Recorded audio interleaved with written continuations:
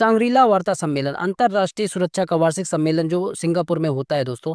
इसमें Asia Pacific region के जो देश हैं उनके जो डिफेंस मिनिस्टर हैं और साथ में उनके रक्षा के जो हेड हैं वो सम्मेलन में भाग लेते हैं।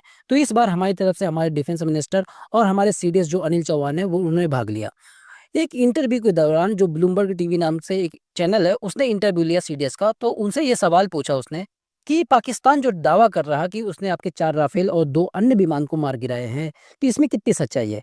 इसमें उन्होंने स्वीकार किया कि हाँ, हमारे कुछ विमान का नुकसान तो हुआ है, लेकिन पाकिस्तान जो दावा कर रहा है कि उन्होंने 4 राफेल मिल और 2 अन्य विमान को गिराए हैं, ये बेबुनियाद है।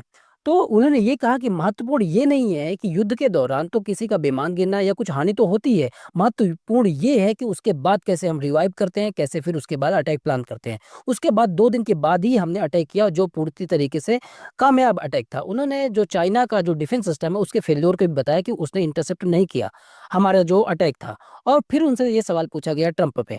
ट्रंप के मामले में उन्होंने कहा कि ट्रंप का जो बयान है वो कई बार बढ़ा चढ़ा के बोला जाना जैसा होता है। उन्होंने भविष्य के युद्ध और युद्ध कला पर भी बोला।